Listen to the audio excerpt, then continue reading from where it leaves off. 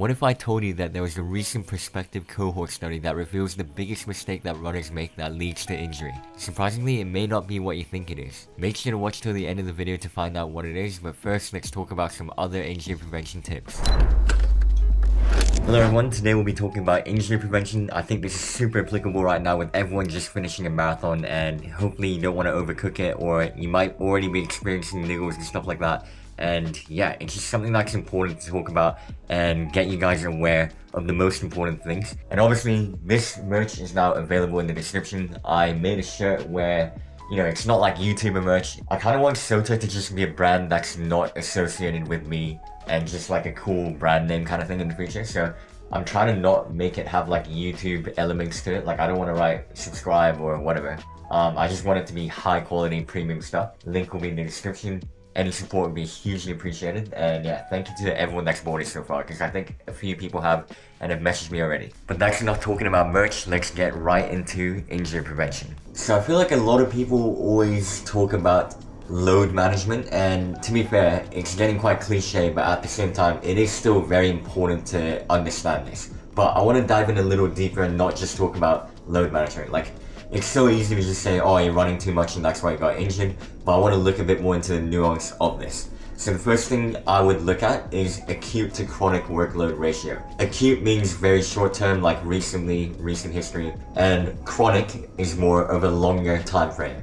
The way that people define acute versus chronic is very different depending on the person. Some people say acute is like the last week, and then chronic is 12 weeks plus. Other people might even just say a month ago kind of thing. But chronic generally means longer time frame. We don't need to define how long that is. But a good thing to keep in mind in terms of the acute to chronic workload ratio is you want to compare what your average weekly mileage has been over the last 12 weeks or whatever compared to what you have done this week. So if you have suddenly spiked your mileage to like 80 kilometers a week when your average kilometers a week for the past 12 weeks has been 50 k's a week, then maybe that relative increase in load might be stressing your joints, ligaments, tendons, whatever, and that might be contributing to the injury or niggle that you're experiencing. It's also worth noting that if you want to make sure that your acute to chronic workload ratio is intact and kind of consistent, you want to make sure to not be out of the sport because of random stuff like being sick.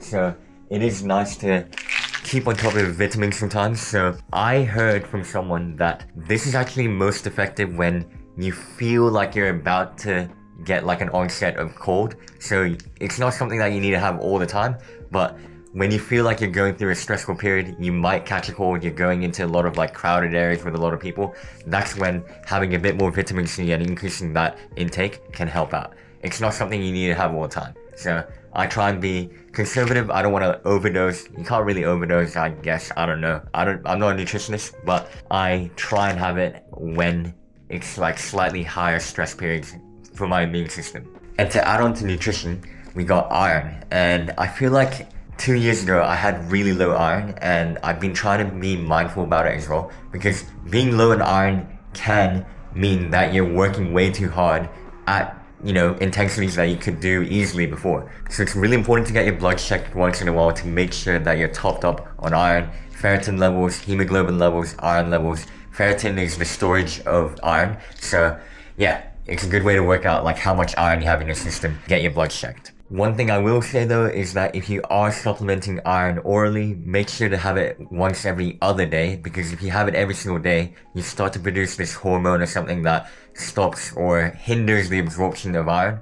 So you want to make sure to do it every other day for the most effective benefits. Another thing worth noting is that iron doesn't work that well with calcium supplementation, so do a bit of research. I don't know the specifics on it, but if you're low on calcium as well and iron, you might need to consult with a nutritionist on what the best way to increase both of it is, because I know that they can interfere with each other. Alright, another interesting topic is running shoes. So I think a lot of people don't rotate their running shoes enough, and they just wear one shoe all the time for everything. I talk about this in a lot of my videos, but if you only wear one shoe, you're always loading up the same part of the leg, and that's quite stressful on that exact part of the leg.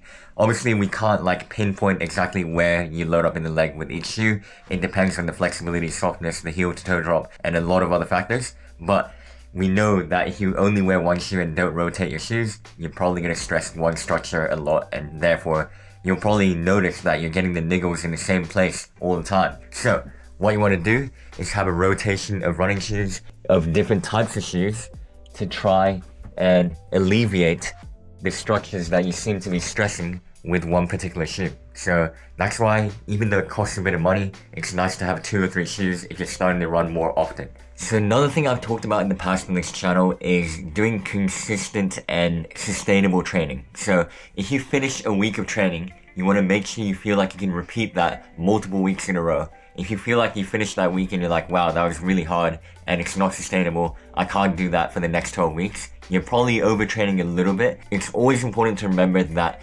longevity over multiple years is the best way to see significant gains. There's nothing replacing years and years of good mileage, good training, consistent training, compared to having a few weeks really high mileage and then actually burning out and not doing it long term. So if you're in the sport for the long term, it's definitely worth considering, and I hope most people watching are, because I feel like a lot of people that watch my videos are big fans of running, and it would be a shame to only see you running for a few months and then quit. So another thing worth considering is, what is your life outside of running like? All these professional runners are able to just run in the morning, chill for the whole day, and then run in the afternoon. And that makes sense. That's why they can train a little more, dedicate their life to the sport.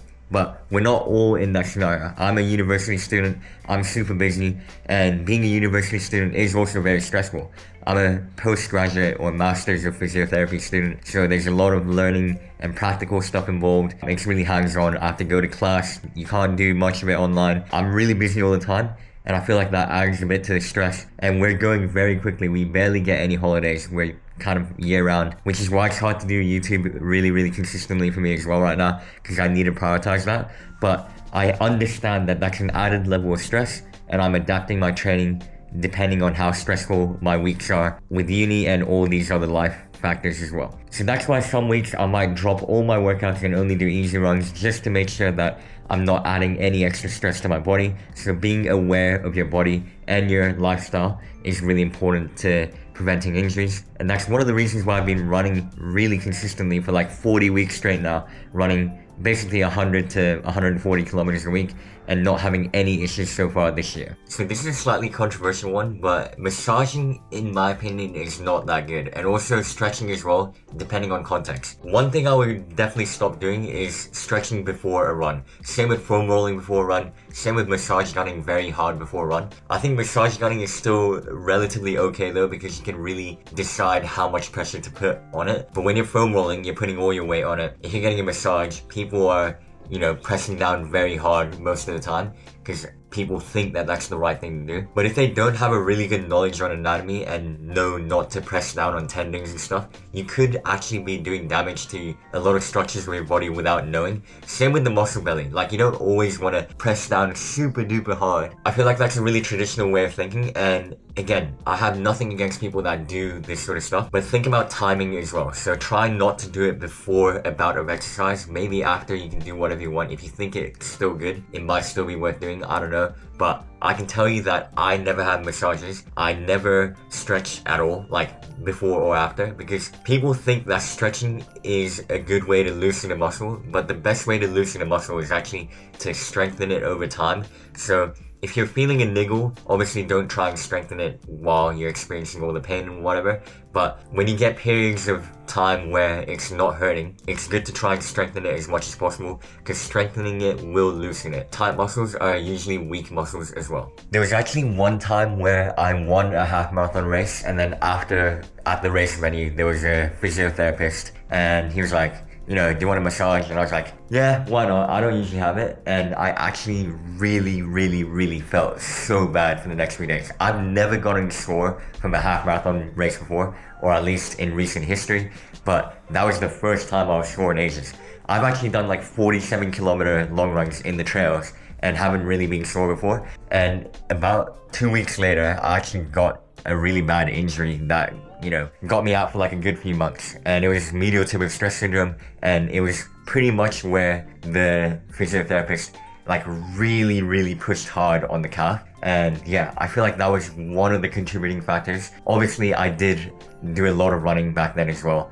and not much strength training, so I think that was also a factor, but it did not feel good, and that exact point that he pressed was where I got injured. So the next thing I also want to talk about is strength training, because it's really important, and obviously it's quite cliche, but doing strength training increases your bone density, increases your tendons' ability to withstand load, also again increases the strength of your muscles to also withstand load, because when you're running you're stressing the tendons and the muscle as well, and if your muscles contracting in the right way, you can actually limit the load to the tendons as well, but you want to kind of even that out as well so that nothing's getting overworked in particular. It's just pretty obvious stuff to do strength training. I don't need to elaborate on it too much more than that, I think. Now we're going to talk about running technique. You get these experts all the time talking about how you should run 180 cadence or, run with this type of form. But in reality, everyone's bodies are so different. We're not really even made symmetrical either. So there's a lot of nuance to running form, and it's not like a simple cookie cutter thing for everyone,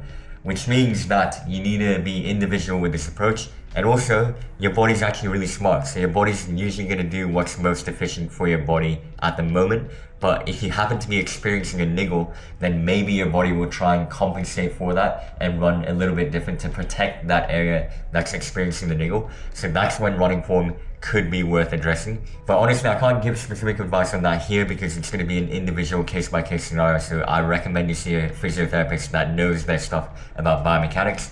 But if you aren't currently injured, do not change your running form drastically, because that is not good for your body. You're probably going to stress this new part of the leg which is not used to it, and therefore that can contribute to injury as well. So definitely worth noting that too. So a couple of running technique pointers to inform you of is actually to make sure that you're not landing with a positive shin angle. And that basically means that your knee is like behind your ankle, and you actually don't want that, because that's adding a braking force up the leg, and that's more force up the joints, stressing the structures of your leg a bit more, like the joints and the ligaments and the tendons and whatnot. So that's one thing that universally you want to address. So everyone should try and not land with a positive shin angle. You actually want a vertical shin when you're landing, or you want a negative shin angle, but that's a bit more rare, and that also means that other parts of the leg are a bit tight. The second thing is kind of linked to this as well, but you don't want to overstride. Heel striking is fine because everyone lands in different parts of their feet. I land on my heel and I run like 110 to 140 k's a week,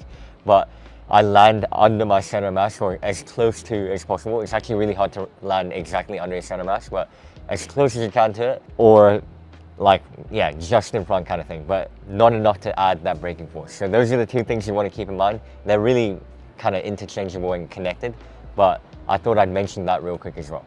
Okay, so one other thing worth mentioning is that you really need to make sure to eat enough as a runner, because you are putting your body through a lot of stress. Yeah, you're burning a lot of calories, and if you don't maintain that calorie intake to keep up with your energy expenditure, you're gonna get stuff like relative energy deficiency syndrome, RADS or RED-S, which a few friends of mine have been getting recently. In my personal opinion, I think people losing weight in running is a huge red flag. If you are sacrificing calories and eating less to become lighter, you're also sacrificing the amount of energy that you have available in your body because you're eating less. That's not safe to do. So I'm not a big fan of people talking about weight in running. And obviously it's a really sensitive topic as well. So I think that's all I'll talk about it. But yeah, definitely eat enough. Even from personal experience, I think eating enough and fueling during the run and fueling after the run, this has all made a huge difference in terms of me not getting as much niggles and injuries, because I'm notorious for getting a lot of injuries a few years ago, and this year has been really, really good, knock on wood.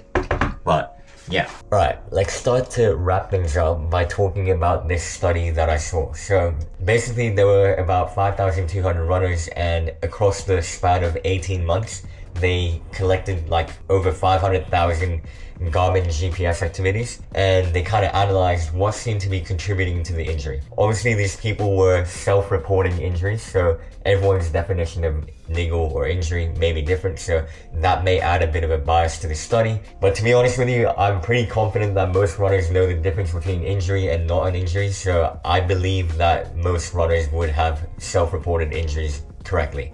So what did we learn from this study? We learned that the biggest contributor to injury happened to be when you suddenly spike your long run distance. One thing I do want to acknowledge is the fact that this is a study done based on GPS files, so it obviously didn't really look at sleep, diet, recovery, and that sort of stuff outside of the runs itself. However, it did definitely look at acute to chronic workload ratio, week to week ratio, and I'm assuming that they looked a bit into intensity and stuff like that. So comparing all the run data and everything that you can get with GPX files, they found out that spiking your long run distance was the biggest contributor to injury. So remember to still focus on sleep, recovery, eating enough, and all that sort of stuff, but this is still very useful information for us to know.